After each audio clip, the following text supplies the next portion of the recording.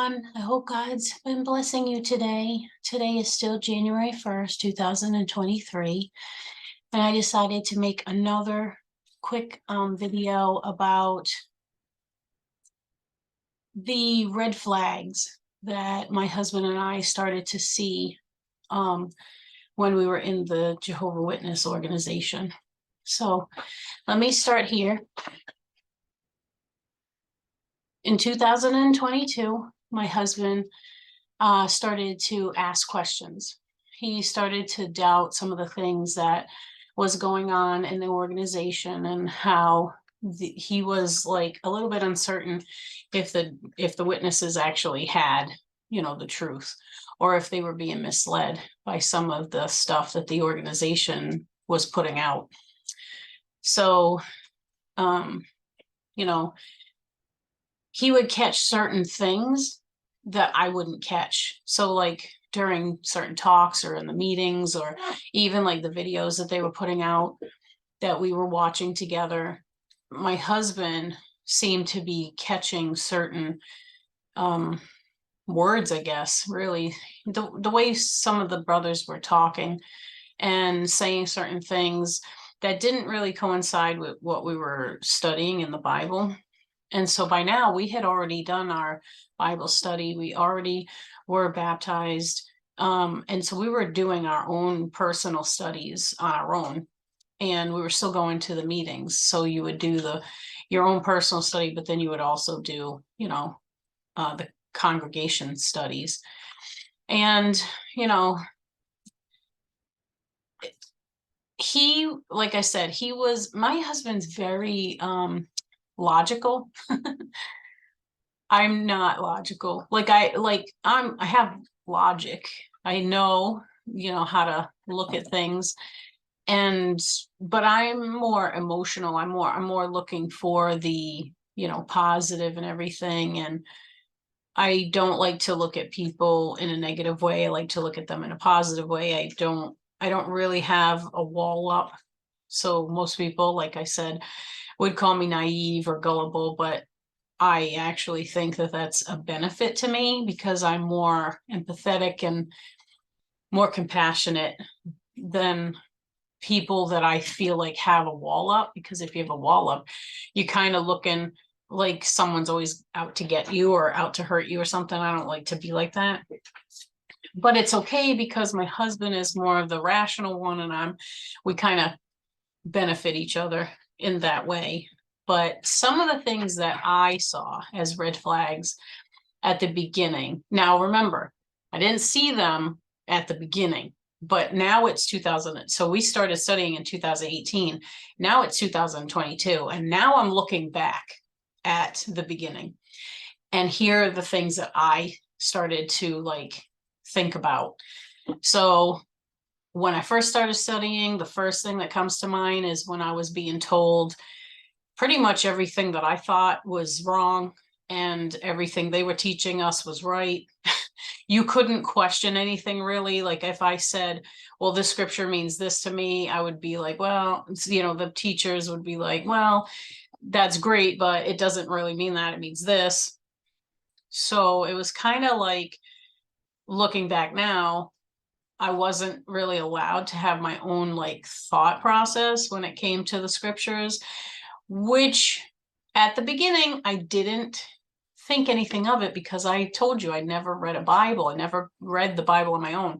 So I'm not going to be debating them on things that I don't know. I don't know them. So, but now it's 2022 and I've been reading the Bible for years now and have been doing my own Bible studies and doing my own research in the scriptures and coming up like my husband kind of with some, things that weren't coinciding with what the organization was putting out. So that was one of them. And then also being told that there was never an issue at any of the kingdom halls, including the one that we went to about CSA. And we had found out, that's not true. We have documentation, legal documentation from courts. It's not just here. It's in all different places that Kingdom Halls kept CSA, people that were abusing kids. They kept their names out of, they never called the cops and stuff. And so I specifically asked the people that were studying with us, and he swore up and down that it was not true. So, you know, that's kind of disappointing, because he also knew that I went through that as a child. And so it's like either he didn't know, which I'm hoping he didn't know, and, you know, maybe he still doesn't know, or he knew and he lied. And so whatever, that I'm not the judge. I'm not the final judge in the end. So I'm just leaving it at that. And then also we were told that the organization, you know, was a religion in the beginning. When I asked him, is this a religion or is it spiritual? And he said it was a religion.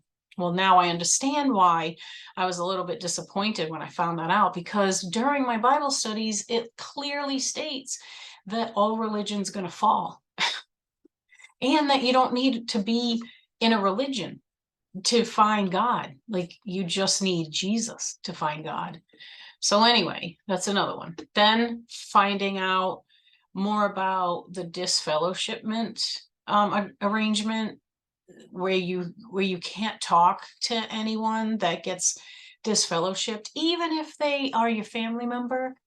And we started to see along the years, like, people being disfellowshipped, and people were fine with not talking to their kids, their grandchildren, their husbands, their wives. They were like totally fine with it. And I was just like, what? Weird. I thought that was very weird. Now, mind you, even though I saw these red flags to me, I was just like, whatever, they can do whatever they want. I'm not going to tell them what they can and can't do, but I'm not going to go along with that. Like, I was still fine with studying the Bible with them, but I wasn't going to go along with some of these things that I'm telling you. And also, I started to see that they were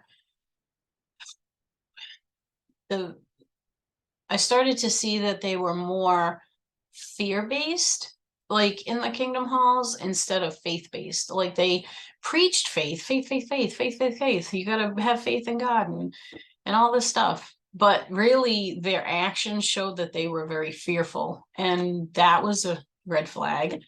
I started to see where we were being told that we needed to listen to every single thing that the governing body members were telling us. That's the organization, even if it didn't make sense to us.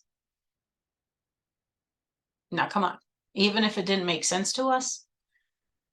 So now common sense is out the window, like, all of a sudden, and it didn't make any sense. That didn't make any sense to me. We started to see that many in the organization were becoming more and more fearful, especially during the pandemic. And even after the pandemic, even after all of the restrictions were let down and everything, they were still very fearful, very fearful. It's like they became totally different. If you believe in God, you believe that God made your body perfect and God's not the one that created all these diseases, then why are you so scared? Like, why are you so, if your faith is supposed to be so strong? I didn't understand that. And then also, so this is a big one. Like, I started to talk to some of the other women in the organization in that particular Kingdom Hall. And I started to realize that I wasn't the only one that was feeling this way. The other people was feeling this way too. And we were like, that's very strange, which made me feel better, and also made the other people that I was talking to feel better, because they thought they were going crazy and I thought I was going crazy. But really, our eyes were being opened to the truth, that we were like, hey, wait a minute, something's not right here. And now I'm doing my own Bible study, my own personal studies. I'm doing it for months on my own. And if I get confused on something, I pray to God and I ask him to help me understand it. And then he'll give me scriptures. He'll bring scriptures to my memory, and then I'll go there, and those kind of answer like what I'm looking for. And I started to do that a lot on my own. And the more I was doing that, the more it was contradicting what the congregation was studying.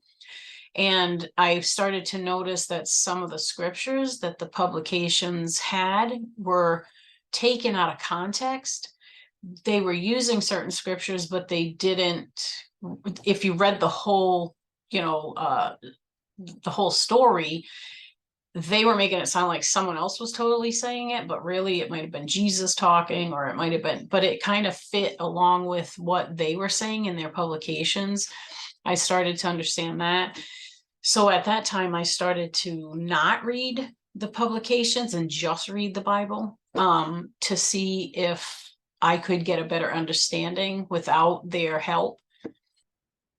A lot of the members at the hall started to not be so loving, I guess is what, like at the beginning, remember I said when we first went in there, it was like you were walking into a place that was full of love. Well, it wasn't like that anymore. It started to become like I didn't really want to go. I felt like everybody was so negative when we'd go. And I was trying to be positive, but like you'd get just like such an overwhelming feeling of negativity that you just didn't want to be there. And I started to get to the point where I didn't want to really make any more comments. I didn't really want to be there. And the people were ignoring each other, like especially like some people were ignoring me, some people were ignoring the other girls that I knew. You would get ignored when you were trying to answer a question, you'd be looked over. And I don't know, that's not a big deal to me because whatever, you don't want to hear my question or answer what I'm going to say, then that's fine.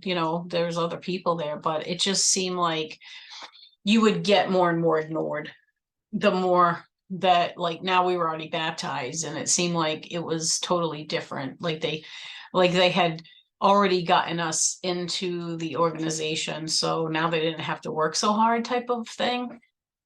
So now during the pandemic, obviously we listened to what they said about the pandemic and everything, like all the restrictions and everything. They're going to shut down the kingdom halls, keep everyone safe, and I was on board for that because I didn't ever want to be the person that gave something to someone and then they ended up dying from it. And I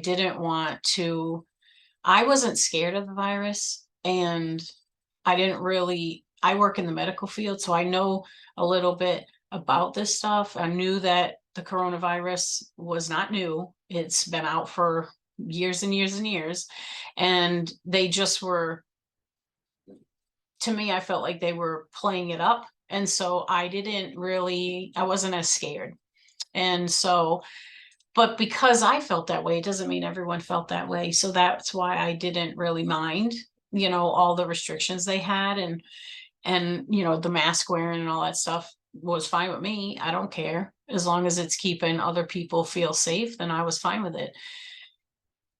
Now that all the kingdom halls were closed, we were able to do the meetings on Zoom. And to be perfectly honest, I was happy we were doing them on Zoom. I did not like getting dressed in dresses or skirts and stuff like that. And so I always kind of gave a fuss about that at the beginning because I didn't think there was why do we have to get dressed up? When you read about Jesus, he was in sandals and didn't really care. He wasn't there to impress anyone with suits and ties and dresses and skirts. So I didn't understand what is that? Is that about, what God wants, or is that what you guys want, as a persona to go out into the world? I mean, obviously I'm not dumb. If I'm going to court or somewhere important, I'm going to dress up. But if I'm in my house and I'm on Zoom, I'm not wearing a dress. And so I didn't. And if I didn't wear a dress, I wouldn't put my camera on, because why would I cause other people to get mad because I'm not dressed up? So I would just leave my camera off, or I would have like a dress shirt on and then just have pants on, because I was always cold. I didn't really want to always be in a skirt or anything. And I felt like if God can read my mind, he already knows I don't want to wear a skirt. So he knows I'm doing it against my will, I guess. And so I didn't feel anything was wrong with that. And if it is something wrong with that, that's between me and God. It isn't between me and the people at the Kingdom Hall. And I wouldn't tell them what to do, and they shouldn't be telling me what to do. Like I said, my husband, he was drinking, and he drank quite a bit, but he finally got up the courage to confide in some of the brothers at the hall, and this was probably the end of November in 2021. And he let them know that he had a drinking problem and that he really needed to get some help. And so they got together. I mean, I'm not gonna lie, I thought it was pretty nice. They sent over one of the brothers that had a drinking problem for years, and he had let God help him, and he wasn't drinking anymore. And he came over and talked to me and my husband, and we listened to his story and how he's changed his whole life. And we thought, wow, that's amazing. And so he was going to get some of the brothers that had drinking problems before, together, and help my husband over Zoom and stuff like that. And I thought that was really cool, because I thought that's going to really help him, have people that understand what he's going through. Except for the fact that it probably happened maybe 3 times, and then they gave him phone numbers, and if he felt that he wanted to drink, that he should call them before he went and made the decision. And sometimes he would try to call, but nobody would answer, nobody would call him back, so he ended up drinking, and then he would feel bad because he drank again, and then we'd get in an argument, and it would just be a never-ending cycle of arguments, him trying not to drink, him drinking again, getting in arguments over and over and over. So by February of 22, my husband had pretty much given up, tuned out of all of the meetings, didn't care if he went to them online or in person, started drinking more and more, and he started to become depressed. And then, like I said before, I'm gonna let him tell his story about this, but I'll say one weekend during the summer, we had decided to go to the ocean. And we hadn't gone to the ocean in years. Like, we were probably in our 20s. Is my baby doll again. Maybe in our 20s when the kids were younger. That was the last time we went to the ocean. But one day we were just like, oh, we should go to the ocean. So because my husband wasn't going to the meetings anymore, we decided to go. Well, because I was still going to the meetings and you could go on Zoom still, I would join on my phone and listen to the meeting. It's my other babies. Now you got both babies in here. I would join, on my phone, and I would listen to the meeting on the way to the ocean. And then, so that way I wouldn't feel like I missed anything, and he didn't have to listen, because I would have like earphones in or whatever. And then, it seemed like that summer we did so much stuff. Like, we went to the ocean multiple times. We also went to places that we wanted to visit for years, and it was a great summer. And my husband was trying to stop drinking on his own by now. He was doing a good job because he wasn't going to the meetings anymore. Now he's starting to get, like, the elders are trying to get a hold of him. They want to do a shepherding call. And so, side note, if you are, a JW, if you're in the organization, or you have been, you know what this means. But if you haven't, let me just explain it this way. It's kind of like getting called to the principal's office when you're, in school. It's like, uh-oh, I'm in trouble. And then you feel, whatever. That's kind of what it was like. Now, long story short, my husband was asking questions about things that he was doubting while we were in these shepherding calls to the elders, and he was trying to get them to answer some of the things that he was, seeing. And I will say this, they were totally convinced that my husband was listening to people that hated the Jehovah's Witness organization. But all he was doing was asking questions about what he was finding, like things that he was seeing in the videos, things that we would hear at the meetings, things that didn't coincide with what we were studying in the Bible. But the elders were not willing to even listen. Like it seemed like, and I was in these meetings, so I was kind of like a little bit shocked at the, what's the word I'm looking for?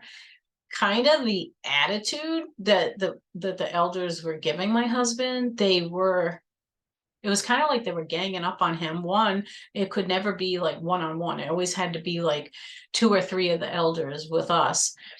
And I really wasn't me that they were talking to. They were talking to my husband. So I didn't feel like I had any right to say anything. I was just there to listen. But I did notice that the elders, like if my husband asked something that they couldn't answer, either they knew that it was wrong and they didn't know how to answer it to not make the organization look bad, or they were being told by the organization to somehow deflect questions that are being asked about, certain things that didn't make sense. Either way, it didn't settle with me in my heart. Like it was just like something was not right. So all these meetings with my husband, and the elders and how they were acting, and the fact that they couldn't answer just straight out the questions that my husband was asking was making me start to wonder, like, what is it? Why won't they answer things? That's just like, it didn't make sense to me why it seemed like they were beating around the bush, or they just didn't want to come straight out and answer anything. It didn't make any sense to me whatsoever. Because their actions were getting me to doubt some of the things for myself. And the difference between my husband and I is he was hearing and seeing things that he was doubting, but instead of, he was going to the elders to try to get answers, I decided to just pray to God and get the answers from God, because I was like, listen, I'm not going to them. They seem to not really want to answer. And I knew if I had doubt, I needed to go to God anyway. So I would go to God and he would give me answers through the scriptures. And then I would see that the scriptures he would bring to my memory would answer my questions, but they were definitely not coinciding with some of the publications that we had been reading. And so by now, my husband has definitely made up his mind that he doesn't want to be part of the organization anymore. He told the elders that he was going to disassociate himself from the organization. Now, he never said he didn't want anything to do with the people at the Kingdom Hall, but the elders announced the following Tuesday that he was no longer one of Jehovah's Witnesses, and everyone stopped talking to him, like immediately, as if he had a contagious disease or something. And if they got close to him, they would die. I was so shocked on how fast these people that claimed that they loved us for the past 5 years was able to be like, yep, nope, can't talk to him. Okay, no problem. I just don't understand. Like, to me, that's either you never really loved us, that you claimed you did, but you never really loved us, or like that, like, I don't even, like, to me, how do you obviously don't love somebody truly if you can just turn off your feelings like that. If you can say, I'll be there for you anytime, and I love you and I care for you, and you're trying to talk to us all the time or whatever, but then you find out, oh no, we're not allowed to talk to them. Okay, no problem. But then I started to think, well, wait a minute, some of these people have done that to their families, have done that to their kids, to their grandkids, to their parents, to their like friends, like so I was like, well, that kind of doesn't shock me then that they're not wanting to talk to my husband. I couldn't be like that. And it really started to make me think twice about where I was in this organization and how did I fit in this organization, because I did not like that. If I say I love you, it's because I love you. And I don't want anything to happen to you. And I want to talk to you. And I don't really care if other people are mad at you. It isn't going to stop me from talking to you unless you did something to me that's extremely horrible, which I would still probably talk to you and try to figure things out before I would not talk to you. So this was a very big problem for me. This really made me start to think really hard about where I was, and was I in the right place? And did my husband make a mistake, or am I making a mistake by staying in it? So this is where I'm going to stop the video now, because the next one I'll talk about like what happened and how I became awake to the deception that was going on and how I got out of it, because I am out of it. I hope you all have a blessed day, and I'll see you on the next video.